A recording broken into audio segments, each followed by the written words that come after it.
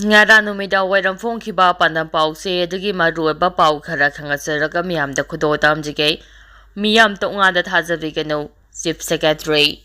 haukiba matam khara asida aramba pau kaya tonga ba channel singi khutangda sandokjuna istat asigi santigi phibam thugaina hotnarakliba asida miyam chaksimbiu amade aki tujingjuna ingtapna laibiu haina Chief Secretary PK Singana thadarakpa cherol amana appeal tarakli Chief Secretary Thadorapa Cherol Aduda Kanagoma Group Karana Aramba Pausing Sandokuna Miam the Akitu Jumbapi Batanatana Santigi Punsida Akaiba Pihanava Atamana Honarapa government a thing na day Asiguma Chemjin Sajimba Wafam Sing Asina Law and Order da Sound Akaiba Pirak Naba Madam Oide Aduba Asigum Aramba Wafam Sing Asida Miam Tajabiganu Haide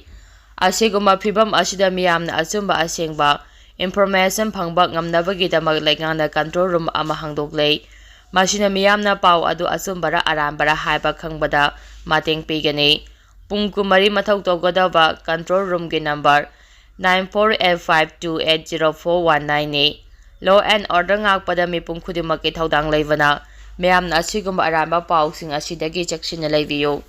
hingsa thokpa yaba amadi santigi punsi thugaiba yaba thawong sing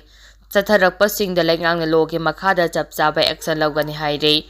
Community Kudimaki Marakta Nungsi Sana Leminava Community Leaders Sing Civil Society Organization Sing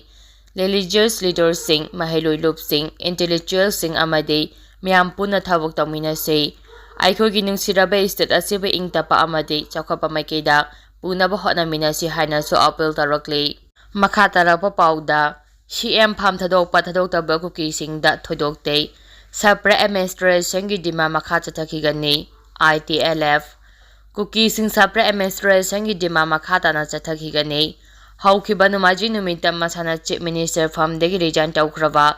and Berena Manipur the Tok Livi Iranga Sigi Todang Pumba Pupam to A Lonina Kuki Singi Sapre Administration Gidima Makata Nachatakigani Haina Kuki Civil Society Organization Indigenous Tribal Leaders Forum ITLF Kilusingba Ginza Buelzong na Fongdorakray Indian Express na kanalaw pa interview amada ITLF Kilusingba Buelzong na Fongdorakivada Liluchingba sindokpa na anawa perspective amapiragani Kongthang asina hauzik lairiba issue asigi matangda wari sananaba hagdoklabayay adum oina makuki sing maitege tungkoy na sangthana laiminaba ngamloidavana Kuki Singi Sapre Administration gi dima makata na tawkhigani haiki ITLF ki lusingba asina makata na hai handakta CM phamdagi resign tawkhraba CM Berenbo state asida tholibi irang asida yawpaga loinana kuki jo miam de attack chathaduna kanglup asibo muthatna ba hotna bada chena ba mioi ni haina maral siki en berena CM phamdagi resign tawbana kuki singi khwaidagi maru oiba dimanate Kuki Singi Kwaidagi Maru Oiba Demande Tokhaiba Administration Ama Pangnava Tanbane CM gi Liching Makada Mioi Kaya Hatli Amade Logi Wangbada Tabakaya Satare Uriba Piba Masibu Laksi Mangamdarabadina Madugi Todang Mahagna Pupam to A Amade CM Pam Degi Resign Tafam to A N Biren na CM Oibana Traga Oida Vivase Kuki Miamgo Oya Todok Day Kuki Singa Maitega Sang to the Lemina Bangamloidavana, Sapre Administration, Dima Makasa Tagigane, Political Solution Kaltana Kuki Singa Taleba Demand Asika Waroisin, Purapangam Gane, Adum Oinamag CM Hongdok Pana Kuki Singda Karadi Safaragani Haina Kale,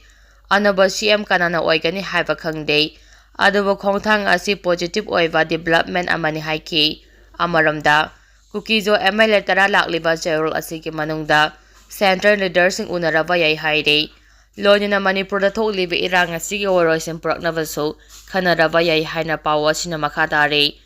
Adam Oinama Kukizo Singna Taliba Sapre Administration Gidiman, Asinamang Taraga Central Leaders in Gawari Sagani Haide, Panbayava Day, Chief Minister Nong Toman Beren CM Pam the Girijan Taukravaso, Tampaki MLA Nifu Magzap Manavana President Rule Tambanatana, Anoba Chief Minister Amasin Bada. Lariba Pibam Asida Ohongbalero Hanasu Committee on Tribal Unity, Kotogi Wangangloi, NG Lun Kipjen Pongdorok Palay Kravani.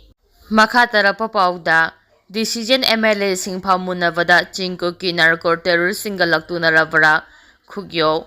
Decision MLA Sing Pamunavada, Chinko Kinarko Terrorist Singa, ꯂꯥꯎꯇꯨꯅꯔꯒ ꯃꯈꯣꯏꯒꯤ ꯗꯤꯃꯥꯟ ꯄꯤꯊꯣꯛꯂꯕ꯭ꯔꯥ ꯍꯥꯏꯕꯁꯤ ꯑꯣꯏꯔꯛꯂꯤꯕ political crisis ꯑꯁꯤꯅ ꯆꯤꯡꯅꯕ ꯐꯥꯎꯍꯜꯂꯦ ꯍꯥꯏꯅ ꯈꯨꯟꯗ꯭ꯔꯥꯛꯄꯝ ꯀꯦꯟꯗ꯭ꯔ ꯌꯨꯠ ꯑꯣꯔꯒꯅꯥꯏꯖꯦꯁꯟꯒꯤ ꯆꯦꯔꯣꯜ ꯑꯃꯅ ꯐꯣꯡꯗꯣꯔꯛꯂꯤ꯫ ꯆꯦꯔꯣꯜ ꯑꯁꯤꯅ ꯍꯥꯏ ꯆꯤꯡꯀꯨꯀꯤ ꯅꯥꯔꯀꯣ ꯇꯦꯔꯣꯔꯤꯁꯁꯤꯡꯅ ꯇꯥꯜꯂꯤꯕ ꯁꯄ꯭ꯔꯦ ꯑꯦꯗꯃꯤꯅꯤꯁꯇ꯭ꯔꯦꯁꯟ ꯗꯤꯃꯥꯟꯒꯤ ꯁꯔꯨꯛ ꯑꯃ ꯑꯣꯏꯅ ꯃꯈꯣꯏꯅ ꯄꯥꯝꯕ ꯅꯣꯡꯊꯣꯟꯕꯝ ꯕꯤꯔꯦꯟ CM ꯐꯝꯗꯒꯤ ꯂꯧꯊꯣꯛꯄ ꯍꯥꯏꯕ ꯗꯤꯃꯥꯟ ꯑꯁꯤ ꯗꯤꯁꯤꯖꯟ MLAꯁꯤꯡꯅ ꯐꯝ ꯃꯨꯟꯅꯕꯒ ꯃꯔꯤ ꯂꯩꯅꯅ ꯇꯦꯔꯣꯔꯤꯁꯁꯤꯡ ꯑꯁꯤꯕꯨ ꯂꯧꯇꯨꯅꯔꯒ ꯊꯕꯛ ꯆꯠꯊꯔꯕ꯭ꯔꯥ ꯍꯥꯏꯕꯁꯤ ꯑꯣꯏꯔꯛꯂꯤꯕ ꯃꯅꯤꯄꯨꯔꯒꯤ ꯄꯣꯂꯤꯇꯤꯀꯦꯜ ꯀ꯭ꯔꯥꯏꯁꯤꯁ ꯑꯁꯤꯅ ꯍꯦꯟꯅ ꯆꯤꯡꯅꯍꯜꯂꯦ꯫ ꯆꯤꯐ ꯃꯤꯅꯤꯁꯇꯔ ꯂꯧꯊꯣꯛꯄ ꯐꯝ ꯃꯨꯟꯅꯕ ꯍꯥꯏꯕꯁꯤ ꯄꯣꯂꯤꯇꯤꯀꯦꯜ ꯁꯤꯅꯥꯔꯤꯑꯣꯒꯤ ꯃꯆꯠ ꯑꯃꯅꯤ꯫ ꯑꯗꯨꯝ ꯑꯣꯏꯅꯃꯛ ꯍꯧꯈꯤꯕ 2023ꯒꯤ ꯃꯦ 3ꯗꯒꯤ ꯆꯤꯡꯀꯨꯀꯤ ꯅꯥꯔꯀꯣ ꯇꯦꯔꯣꯔꯤꯁꯁꯤꯡꯅ ꯃꯩꯇꯩ ꯃꯤꯆꯝ ꯍꯥꯠꯂꯒ ꯃꯈꯣꯏꯒꯤ ꯗ꯭ꯔꯒ ꯃꯥꯔꯀꯦꯠ ꯑꯃ ꯁꯦꯝꯒꯠꯄ ꯌꯥꯅꯕ ꯚꯤꯖꯟꯗ ꯆꯪꯁꯤꯜꯂꯛꯄ ꯑꯦꯖꯦꯟꯗꯥ ꯗꯤꯃꯥꯟ ꯑꯁꯤꯕꯨ ꯎꯗꯨꯅ ꯂꯩꯕꯥꯛ ꯑꯁꯤꯒꯤ ꯃꯥꯡꯖꯤꯜ ꯊꯥꯕ ꯂꯨꯞꯁꯤꯡꯅ ꯇꯨꯃꯤꯟꯅ ꯂꯩꯕ ꯃꯁꯤꯃꯛꯇꯤ ꯑꯆꯨꯝꯕ ꯅꯠꯇꯦ꯫ ꯁꯦꯟꯇ꯭ꯔꯦꯜ ꯐꯣꯔꯁ ꯀꯤꯔꯤꯕ꯭ꯔꯥ ꯅꯠꯇ꯭ꯔꯒ ꯀꯅꯥꯒꯤ ꯌꯥꯀꯥ ꯌꯦꯡꯂꯤꯕꯅꯣ ꯍꯥꯏꯕꯁꯤ ꯄꯦꯟꯗ꯭ꯔꯕ ꯃꯤꯌꯥꯝꯒꯤ ꯈꯣꯜꯂꯥꯎ ꯑꯣꯏꯔꯛꯂꯤ꯫ ꯆꯤꯡꯀꯨꯀꯤ ꯅꯥꯔꯀꯣ ꯇꯦꯔꯣꯔꯤꯁꯀꯤ ꯃꯔꯨꯑꯣꯏꯕ ꯃꯤꯁꯛ ꯑꯃ ꯑꯣꯏꯅ ꯂꯧꯔꯤꯕ MLA ꯄꯥꯎꯔꯤꯅ ꯍꯧꯀꯤꯞꯅ ꯐꯣꯡꯗꯣꯔꯛꯂꯤꯕ ꯆꯤꯐ ꯃꯤꯅꯤꯁꯇꯔ ꯐꯝ ꯇꯥꯈ꯭ꯔꯕꯅꯤꯅ ꯁꯄ꯭ꯔꯦ ꯑꯦꯗꯃꯤꯅꯤꯁꯇ꯭ꯔꯦꯁꯟꯒꯤꯗꯃꯛ ꯌꯨꯅꯤꯌꯟ ꯍꯣꯝ ꯃꯤꯅꯤꯁꯇꯔ ꯑꯃꯤꯠ ꯁꯥꯍꯒ ꯗꯦꯜꯂꯤꯗ ꯋꯥꯔꯤ ꯁꯥꯔꯒꯅꯤ ꯍꯥꯏꯕ ꯋꯥꯐꯝ ꯑꯁꯤ ꯇꯔꯥꯏꯅ ꯂꯧꯐꯝ ꯊꯣꯛꯇꯦ꯫ ꯃꯁꯤꯗ ꯑꯩꯈꯣꯏ ꯌꯦꯜꯍꯧꯃꯤ ꯃꯤꯌꯥꯝꯕ ꯒꯚꯔꯟꯃꯦꯟꯠ ꯃꯅꯨꯡꯗ ꯐꯝ ꯃꯨꯟꯅꯕꯒꯤ ꯊꯧꯑꯣꯡ ꯑꯣꯏꯅ ꯎꯍꯟꯗꯨꯅ ꯀꯨꯀꯤꯒꯤ ꯗꯤꯃꯥꯟꯁꯤꯡ ꯌꯥꯊꯣꯛꯄꯅꯤ ꯍꯥꯏꯅ ꯈꯨꯟꯗ꯭ꯔꯥꯛꯄꯝ ꯀꯦꯟꯗ꯭ꯔ ꯌꯨꯠ ꯑꯣꯔꯒꯅꯥꯏꯖꯦꯁꯟꯅ ꯂꯧꯒꯅꯤ꯫ ꯃꯔꯛ ꯑꯁꯤꯗ ꯁꯦꯟꯇ꯭ꯔꯦꯜ ꯐꯣꯔꯁꯁꯤꯡꯅ ꯃꯩꯇꯩ ꯈꯨꯜꯂꯛꯇ ꯆꯪꯂꯒ ꯀꯣꯝꯕꯤꯡ ꯑꯣꯄꯔꯦꯁꯟ ꯆꯠꯊꯔꯒ ꯈꯨꯜꯉꯥꯛꯄꯁꯤꯡ ꯐꯥꯅꯕ ꯄꯣꯔꯝ ꯌꯥꯠꯂꯛꯂꯤꯕ ꯑꯁꯤ ꯌꯦꯡꯁꯤꯜꯍꯧꯕ ꯆꯨꯝꯒꯅꯤ꯫ ꯆꯤꯐ ꯃꯤꯅꯤꯁꯇꯔ M ꯕꯤꯔꯦꯟ ꯄꯥꯝꯗꯦ ꯅꯨꯡꯁꯤꯗꯦ ꯍꯥꯏꯗꯨꯅꯁꯨ ꯃꯍꯥꯛ ꯌꯦꯜꯍꯧꯃꯤ ꯃꯤꯌꯥꯝ ꯀꯟꯅꯕꯒꯤꯗꯃꯛ ꯊꯕꯛ ꯇꯧꯔꯤꯕ ꯆꯤꯐ ꯃꯤꯅꯤꯁꯇꯔ ꯑꯃ ꯑꯣꯏꯅ ꯂꯧꯔꯝꯕꯅꯤ꯫ ꯑꯗꯨꯕꯨ ꯆꯤꯡꯀꯨꯀꯤ ꯅꯥꯔꯀꯣ ꯇꯦꯔꯣꯔꯤꯁꯁꯤꯡꯒꯤ ꯗꯤꯃꯥꯟ ꯄꯤꯕ ꯑꯣꯏꯅ ꯔꯤꯖꯥꯏꯟ ꯇꯧꯔꯝꯂꯕꯗꯤ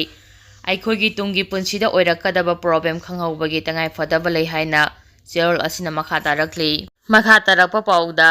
BJPꯒꯤ ꯅꯣꯔꯊ ꯏꯁꯠ ꯏꯟꯆꯥꯔꯖ ꯁꯃꯤ ꯄꯥꯇ꯭ꯔꯅ ꯂꯨꯆꯤꯡꯗꯨꯅ ꯒꯚꯔꯅꯔꯒ ꯎꯅꯈ꯭ꯔꯦ꯫ ꯒꯚꯔꯅꯔꯅ ꯃꯅꯤꯄꯨꯔ ꯑꯦꯁꯦꯝꯕ꯭ꯂꯤ ꯑꯦꯅꯤꯃꯦꯇꯦꯗ ꯁꯁꯄꯦꯟꯁꯟ ꯊꯝꯂꯛꯄ ꯌꯥꯏ꯫ Chief minister M Biren resign ꯇꯧꯈ꯭ꯔꯕ ꯃꯇꯨꯡ ꯁ꯭ꯇꯦꯠ ꯑꯁꯤꯗ ꯍꯧꯖꯤꯛ ꯑꯣꯏꯔꯛꯂꯤꯕ ꯔꯥꯖꯅꯤꯇꯤꯒꯤ ꯇꯪ ꯇꯥꯗꯕ ꯐꯤꯚꯝ ꯑꯃ ꯃꯥꯌꯣꯛꯅꯔꯤꯕ ꯑꯁꯤꯒ ꯃꯔꯤ ꯂꯩꯅꯅ ꯉꯁꯤꯁꯨ ꯏꯝꯐꯥꯜ ꯍꯣꯇꯦꯜꯒꯤ ꯀ꯭ꯔꯣꯁ ꯗꯣꯔꯗ ꯃꯤꯅꯤꯁꯇꯔ ꯑꯃꯁꯨꯡ MLAꯁꯤꯡꯅ BJPꯒꯤ ꯅꯣꯔꯊ ꯏꯁꯠ ꯏꯟꯆꯥꯔꯖ ꯁꯃꯤ ꯄꯥꯇ꯭ꯔꯒ ꯎꯅꯈ꯭ꯔꯦ꯫ ꯂꯣꯏꯅꯅ ꯅꯨꯃꯤꯗꯥꯡꯋꯥꯏꯔꯝ ꯄꯨꯡ 4:40 ꯇꯥꯕꯗ ꯁꯃꯤ ꯄꯥꯇ꯭ꯔꯅ ꯂꯨꯆꯤꯡꯂꯒ BJP ꯃꯅꯤꯄꯨꯔ ꯄ꯭ꯔꯗꯦꯁꯀꯤ ꯄ꯭ꯔꯁꯤꯗꯦꯟꯠ ꯌꯥꯎꯅ ꯃꯤꯅꯤꯁꯇꯔ MLA ꯈꯔꯅ ꯔꯥꯖꯚꯕꯟꯗ ꯃꯅꯤꯄꯨꯔꯒꯤ ꯒꯚꯔꯅꯔ ꯑꯖꯌ ꯀꯨꯃꯥꯔ ꯕꯥꯂꯥꯒ ꯎꯅꯈ꯭ꯔꯦ꯫ ꯔꯥꯖꯅꯤꯇꯤꯒꯤ ꯑꯣꯏꯕ ꯇꯪ ꯇꯥꯗꯕ ꯐꯤꯚꯝ ꯑꯁꯤꯅ ꯃꯔꯝ ꯑꯣꯏꯔꯒ Manipur legislative assembly animated suspension ꯊꯝꯂꯕ ꯌꯥꯏ ꯍꯥꯏꯅ ꯔꯥꯖꯚꯕꯟꯒꯤ ꯁꯣꯔꯁ ꯑꯃꯅ ꯍꯥꯏꯔꯤ꯫ ꯄꯥꯎ ꯑꯁꯤꯅ ꯃꯈꯥ ꯇꯥꯅ ꯍꯥꯏꯔꯤꯕꯅ BJPꯒꯤ ꯅꯣꯔꯊ ꯏꯁꯠ ꯏꯟꯆꯥꯔꯖ ꯁꯃꯤ ꯄꯥꯇ꯭ꯔꯅ ꯂꯨꯆꯤꯡꯂꯒ ꯒꯚꯔꯅꯔꯒ ꯎꯅꯈꯤꯕ ꯑꯗꯨꯗ BJP ꯃꯅꯤꯄꯨꯔ ꯄ꯭ꯔꯗꯦꯁꯀꯤ ꯄ꯭ꯔꯁꯤꯗꯦꯟꯠ A ꯁꯔꯗꯥ ꯗꯦꯕꯤ,